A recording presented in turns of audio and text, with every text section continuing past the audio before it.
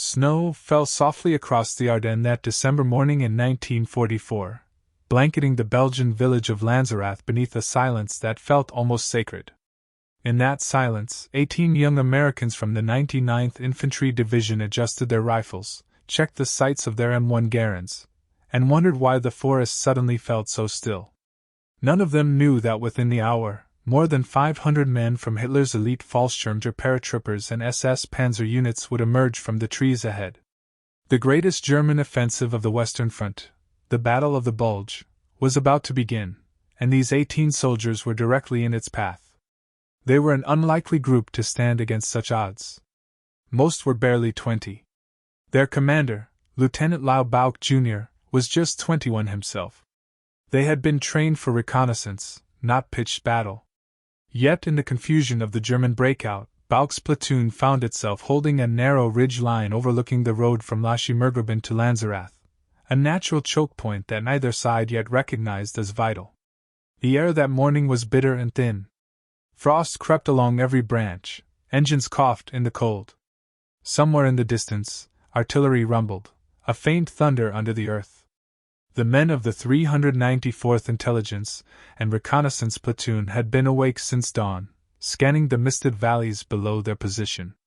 They'd spent days building foxholes into the frozen slope, setting up observation posts, laying telephone wire back to headquarters. What they didn't know was that the wire had already been cut by German infiltrators moving under the cover of darkness. For weeks, Allied commanders had believed the Ardennes sector was quiet, a rest area for exhausted troops. Reports of German movements were dismissed as routine. But inside the forests east of Lanzerath, SS General Sepp Dietrich's 6th Panzer Army was assembling in secret, tanks, artillery, and tens of thousands of men prepared for a massive strike toward the Meuse River and Antwerp. The goal: split the Allied line in two and force a negotiated peace. Hitler called it Wacht am Rhein, Watch on the Rhine. To the world, it would be remembered as the Battle of the Bulge. At Lanzerath, Bouck's orders were simple: hold the ridge and report enemy movement. He didn't expect to fight an army. His men were armed with rifles, 2.30 caliber machine guns, a few bazookas, and a handful of grenades. They had no artillery support, no reinforcements, no radio contact. Yet as the first light crept across the snow, Bouck noticed shadows stirring in the trees below, a line of men moving with deadly precision, their helmets camouflaged with twigs and snow. The Germans were coming. Bouck ordered his men to hold fire until he gave the signal. Through binoculars, he counted column after column, not a patrol, but a battalion. The enemy moved cautiously, unsure who held the ridge. When the first platoon of Fallschirmjägers entered the open field below, Bouck took a deep breath and whispered, "Now!" The ridge erupted in gunfire. Machine guns spat flame from the frozen foxholes. Rifles cracked through the snow. The Germans dived for cover, caught completely off guard. Within seconds, their front line was shattered, dozens falling in the open. The Americans had the advantage of elevation and surprise, and they used it ruthlessly. For nearly an hour, the battle raged in bursts. German officers rallied their men, ordering frontal assaults that were cut down one after another. From his command foxhole, Bouck directed fire calmly, moving from position to position under fire to keep his platoon steady. A bullet clipped his helmet and sent him sprawling into the snow, but he refused to leave his men. By mid-morning, the field below was littered with German dead. Each time the Fallschirmjägers tried to advance, they were repelled by the tiny force on the ridge. German officers believed they were facing a full American battalion. In truth, it was 18 men and 2 machine guns. Down in the village, Belgian civilians hid in cellars, listening to the gunfire echo through the valley. Rumors spread that American armor had arrived. It hadn't. It was only Bouck's platoon standing alone against an army. As the hours dragged on, German frustration mounted. They brought up mortars and began pounding the ridge. Shells burst among the trees, splintering branches and showering the foxholes with snow and mud. One round landed so close it buried Private Preston in earth. He dug himself out and kept firing. The platoon's ammunition was running low, but their fire discipline was perfect. Every shot counted. Bouck tried to call for help again, but the telephone line was dead. He sent a runner down the hill. The man never returned. They were cut off. Still, he refused to withdraw. The road below was the main German supply route. If they held it, even for a few hours, they could delay an entire panzer division. By noon, the German commander sent a flanking unit through the woods to encircle the ridge. Bouck realized they were being surrounded. He shifted his men deeper into cover, fighting from foxhole to foxhole as the Germans closed in. The snow was stained with blood and cordite. Private Bill James was hit in the leg but kept firing his bar until he passed out from loss of blood. As the sun dipped behind the trees, the Germans finally breached the ridge. One by one, the Americans were overrun. Bouck, his face frozen and bleeding, gave the order to cease fire and surrender. They had held for almost 10 hours. When the Germans counted their dead, the number was astonishing, over 90 casualties caused by 18 men. As Bouck and his survivors were marched into captivity, the German commander saluted them quietly. He couldn't believe what they'd done. The delay had thrown the entire timetable of the 6th Panzer Army off schedule by more than a day. For Hitler's offensive, time was everything, and on that frozen ridge above Lanzerath, 18 ordinary Americans had stolen it from him. The snow still fell as dusk settled over Lanzerath Ridge. Smoke drifted among the pines, and the last echoes of rifle fire faded into the stillness of evening. What had once been a pristine white slope was now a scarred wasteland of churned snow, shell craters, and the dark outlines of fallen men. For Lieutenant Lyle Bouck and the survivors of the 394th INR platoon, the battle was over. Their weapons lay shattered or empty. Frost clung to their faces, mingled with grime and exhaustion. They had fought until every round was spent, until every angle of defense was breached. Now, surrounded and outnumbered, they were ordered to stand down. The German commander approached slowly, his men forming a wary perimeter around the captured Americans. Bouck expected anger or brutality, but instead, there was only a long silence. The officer studied the 18 weary figures, his breath steaming in the cold air. Finally, he spoke, not with contempt, but with something that almost sounded like respect.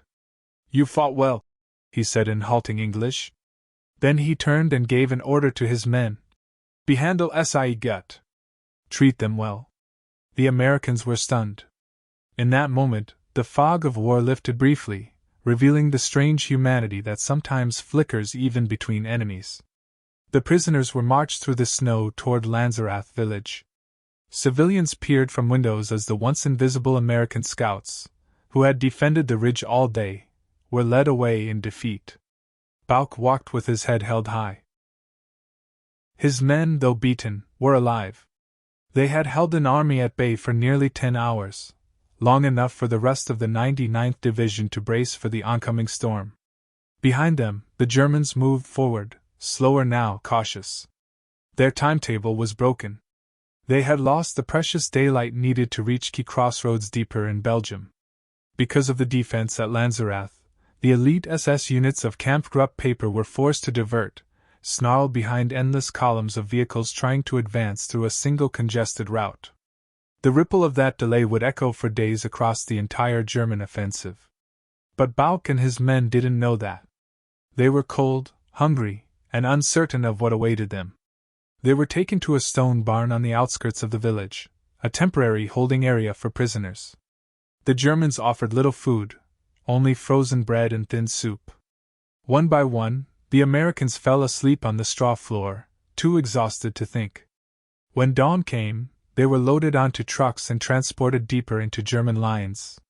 The convoy rumbled past burning villages and shattered tanks, evidence of a war entering its final, desperate phase. Hitler's gamble was already faltering, though few yet realized it. Inside the truck, Private Sam Jenkins whispered to Bouck, "Lieutenant, you think anyone knows what we did back there?" Bouck paused. He didn't answer right away. He looked out at the snow, the smoke, the endless gray of a continent at war. Finally, he said quietly, "Maybe someday."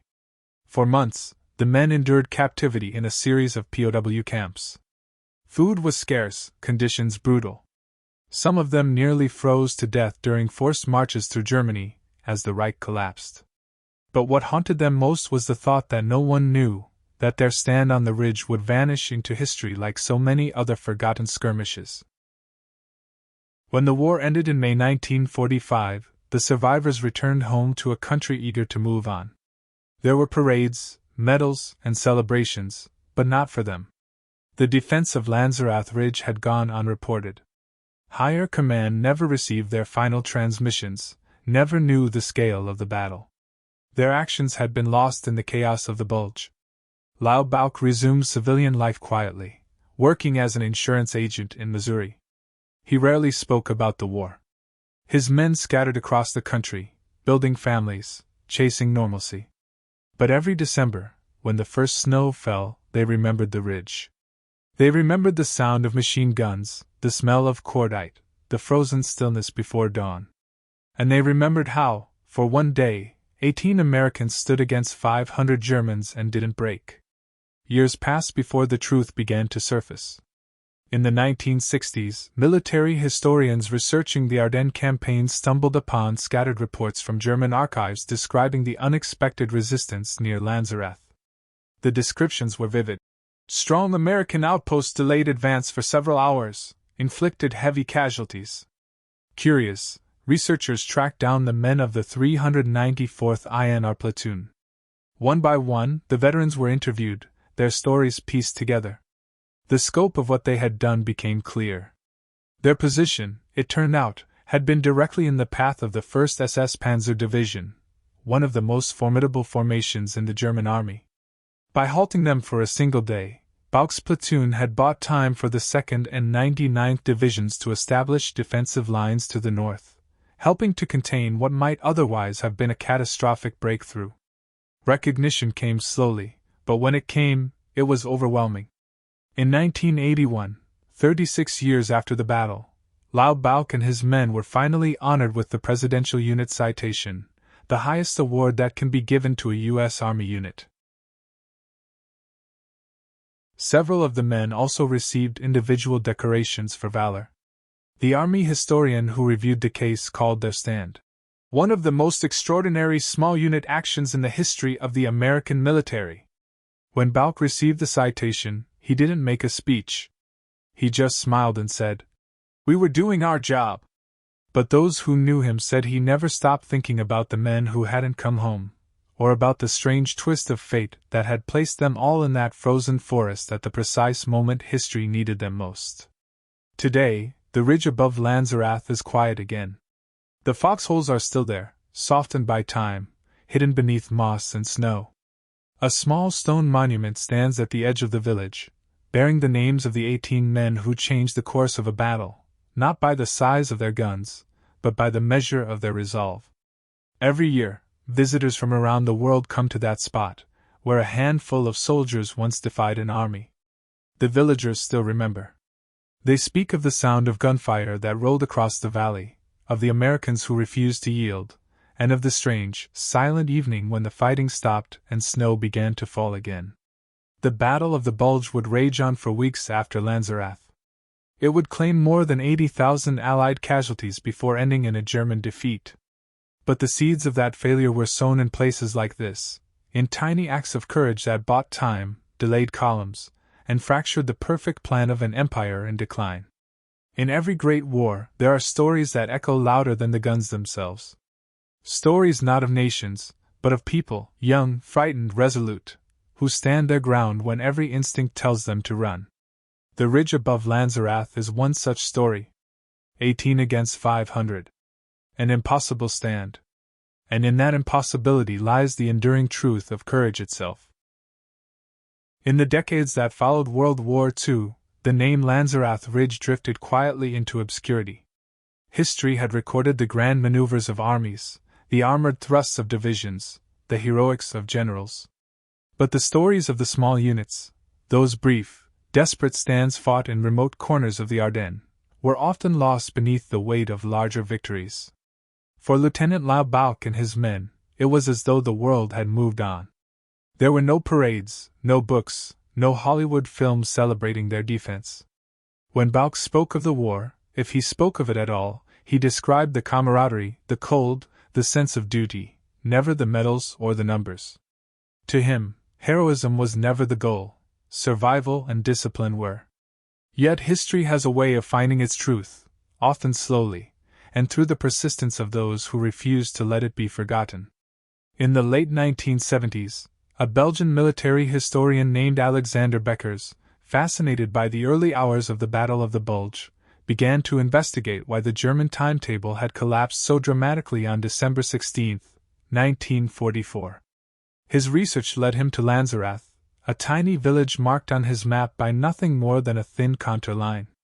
The locals still remembered the Americans on the hill, and they spoke of the day when the forest erupted with gunfire and an entire German column was forced to stop. Beckers began piecing together the timeline. Reports from German units told of heavy resistance, unusual for what was supposed to be a lightly defended sector. He cross-referenced that with post-war Allied debriefings and found the mention of an intelligence and reconnaissance platoon that had gone missing near the border. Slowly, a pattern emerged, and it pointed to a small group of men who had faced overwhelming odds and never been properly recognized. It took years of correspondence and archival digging before Beckers finally tracked down Bouck, now living a quiet life in St. Louis, Missouri. When the historian called him, Bouck was skeptical. "You must have the wrong man," he said. "We didn't do anything special." But Beckers insisted. "Lieutenant," he told him, "the Germans say you stopped them." That conversation reopened a door Bouck thought had long been closed. Through Beckers' efforts, the U.S. Army's Historical Division reviewed after-action reports, POW testimonies, and German field records. The findings were staggering. The 18 men of the 394th INR platoon had delayed the lead elements of the First SS Panzer Division, Hitler's most feared armored formation, by nearly 24 hours. That single day of delay would ripple through the entire offensive, forcing the German timetable to collapse before it could achieve its objective, the port city of Antwerp. Historians would later agree that without that delay, Peiper's armored spearhead might have reached the Meuse River before the Allies could react. The American lines could have fractured, and the Bulge might have become something far more devastating. But fate, weather, and the courage of a few young soldiers on a snowy ridge turned the tide. When word spread of the rediscovery of Bouck's platoon, veterans organizations and historians rallied behind the effort to recognize their contribution. In 1981, nearly 37 years after the battle, the U.S. Army awarded the Presidential Unit Citation to the men of the 394th INR platoon. It was the first time in history that such a small unit had received the highest honor available to a U.S. military formation. The ceremony was modest, held in a small hall rather than a grand parade ground. Yet the atmosphere was reverent. Old soldiers stood shoulder to shoulder, some leaning on canes, others wearing their original uniforms, now faded and tight with age. Bouck, still humble, accepted the award on behalf of his men. "We were just doing our duty," he said softly. "But I'm proud of every one of them." Many of the men never lived to see that recognition. Private Sam Jenkins, the radio man who had tried desperately to warn higher command during the battle, had passed away in the early 1970s. Others had died quietly in the years following the war, their families unaware of the full scale of what they had done. But that day, their names were read aloud, one by one, and for a brief moment, the ridge came alive again in memory. In Belgium, the village of Lanzerath erected a stone memorial near the edge of the forest. It lists the names of the 18 Americans and commemorates their stand. Visitors who walk through the quiet pine trees can still see the outlines of foxholes, shallow depressions in the earth that once held rifles, helmets, and hope.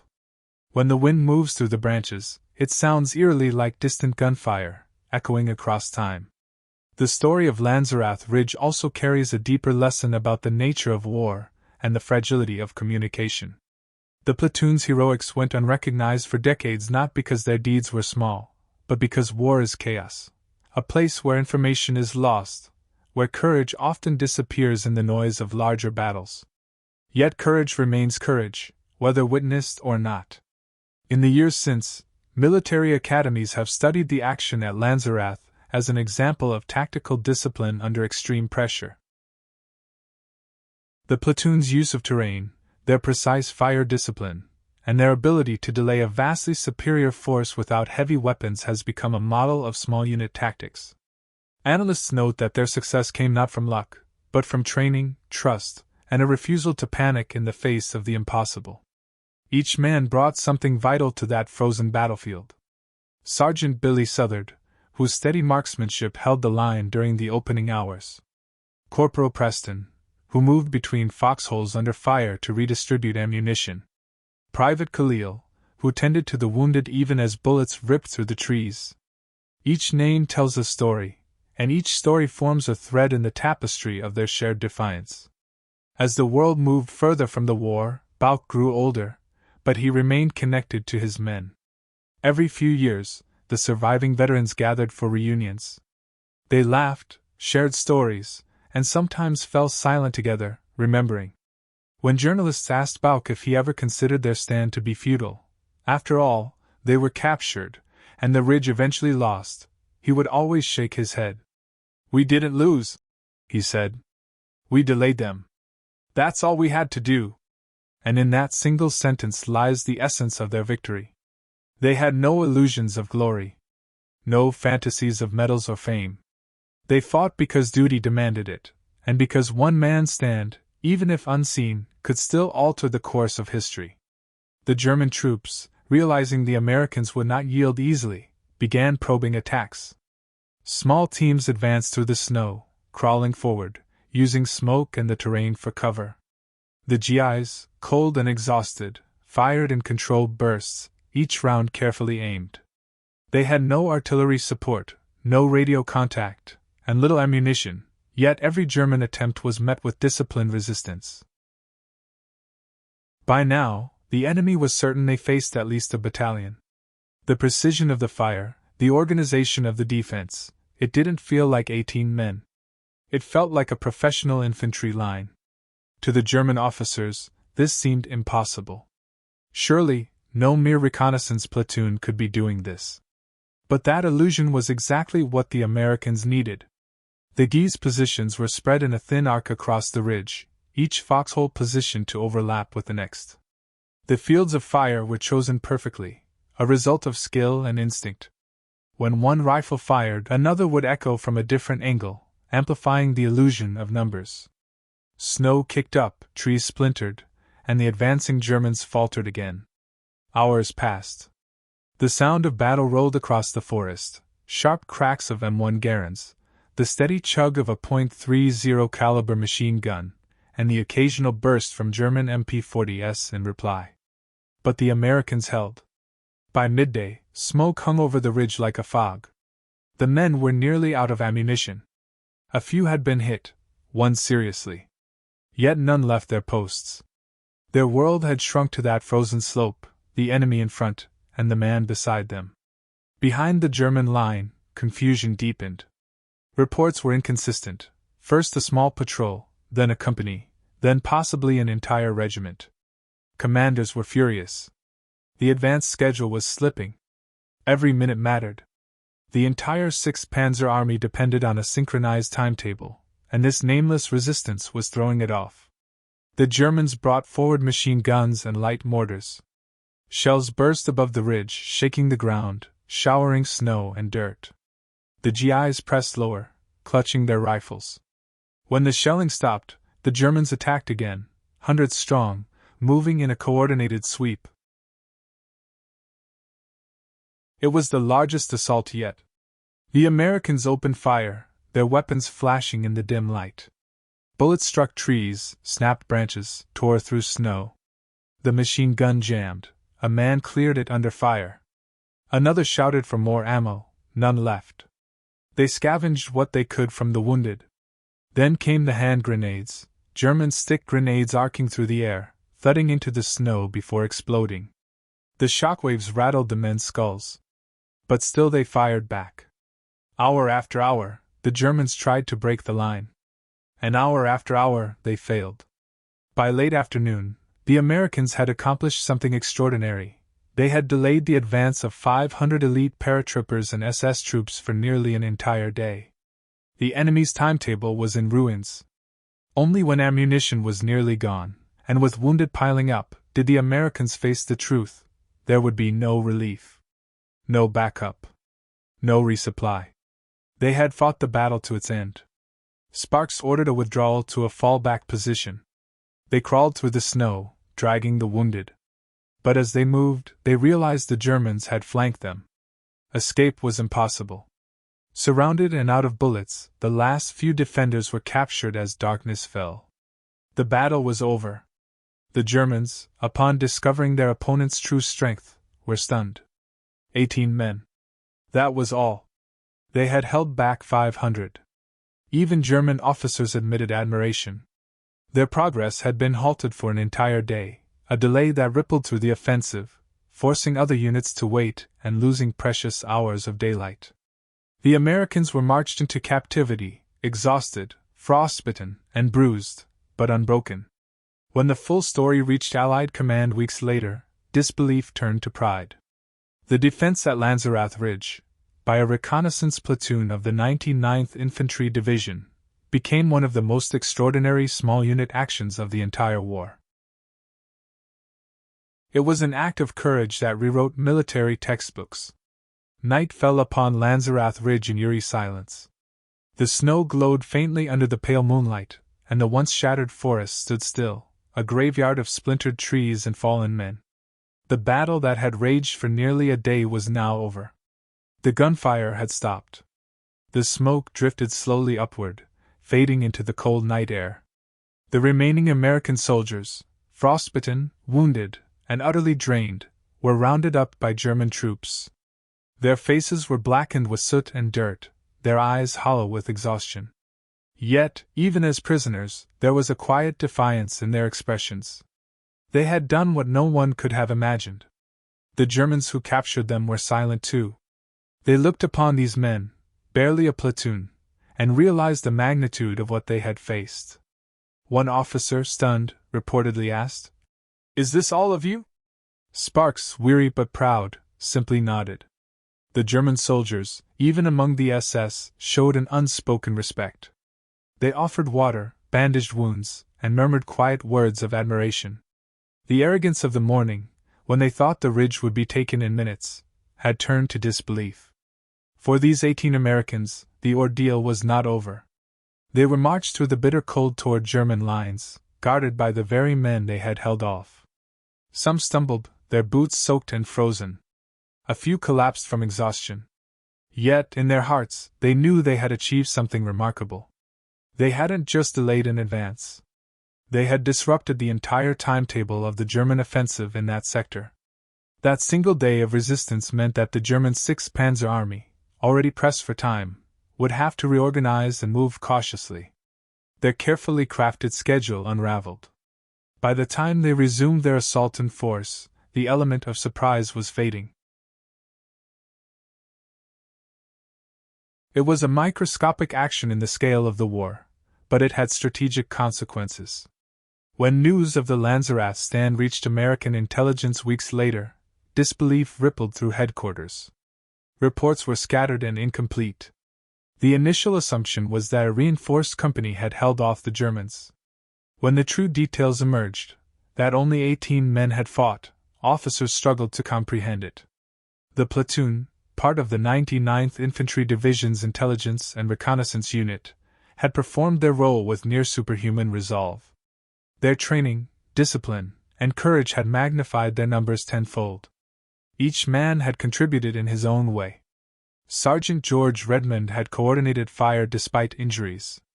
Private William Tsakanicas had manned the machine gun until his hands froze. Corporal Sam Jenkins had carried ammunition through fire, crawling through the snow with bullets snapping overhead. Others shared their last clips, firing until the barrels steamed in the winter air. There was no panic, only precision. Even in captivity, the men did not grasp the full scale of their achievement. They were transported to POW camps deep within Germany, where they endured months of hunger, cold, and monotony. Yet even behind barbed wire, they carried the quiet pride of men who had done their duty to the last. When the war ended and they returned home, there were no parades, no headlines. Their story was buried in after-action reports and forgotten files. The world was too busy celebrating victory to remember the small miracles that had made it possible. Decades later, historians began piecing together the truth. The defense of Lanzerath Ridge was more than a tale of bravery. It was a lesson in leadership and human endurance. Lieutenant Lyle Bouck, only 20 years old at the time, had commanded the platoon with composure beyond his years. His tactical judgment, from the placement of foxholes to the timing of counterfire, turned a hopeless situation into a masterpiece of small unit defense. Bouck himself had been wounded and captured, yet remained humble about what they had done. For years he rarely spoke of the battle. To him, it was simply what soldiers did, hold their ground. It wasn't until decades later, when military historians and surviving veterans revisited the records, that the magnitude of their feat became clear. In the 1980s, their story resurfaced in documentaries, interviews, and military journals. The U.S. Army formally recognized their extraordinary courage. 4 men from the platoon received the Distinguished Service Cross, and every surviving member was honored with the Presidential Unit Citation, one of the highest awards given to any small unit in American military history. The long-overdue recognition brought closure, but it also reignited public fascination with their story. How could so few have held off so many? The answer lay not in superior weapons or technology, but in discipline, trust, and willpower. The men of Lanzerath Ridge fought not because they believed they could win, but because they refused to abandon their post. Modern historians have since described the stand as one of the greatest small-unit defenses in American history. It is often compared to the Alamo or Thermopylae, not for its scale, but for its spirit. Military academies now study the action at Lanzerath as a model of how terrain, communication, and morale can transform the odds of battle. Even the German after-action reports reflected an unusual respect. The commander of the attacking battalion noted that his men had faced stubborn resistance from an unexpectedly strong enemy, a phrase that, stripped of propaganda, revealed genuine admiration. The delay caused by those 18 Americans contributed to the overall slowing of the German northern assault during the Battle of the Bulge, giving time for American reinforcements to reach key positions and eventually stabilize the front. It was not the only reason the offensive failed, but it was a thread in the tapestry of resistance that turned the tide. Today, the ridge near Lanzerath is quiet again. Snow still falls there in winter, blanketing the same fields where rifle fire once echoed. A small monument stands near the spot, bearing the names of the men who fought. Visitors who come there often find it hard to imagine what happened on that frozen day in December 1944. There are no trenches left, no visible scars of battle. Only the whisper of wind through the trees and the faint trace of courage that refuses to fade. Those 18 Americans, ordinary men caught in extraordinary circumstances, reminded the world that sometimes history turns not on the actions of generals or nations, but on the resolve of a handful of soldiers who refused to give way. Their courage was not born of glory, but of duty. Their strength was not in numbers, but in unity. And their legacy endures, not as a story of victory, but as a testament to the human spirit in its purest form. The Germans never expected that 18 American GIs would hold off 500 of their elite troops. But they did. And by doing so, they wrote one of the most astonishing chapters of World War II.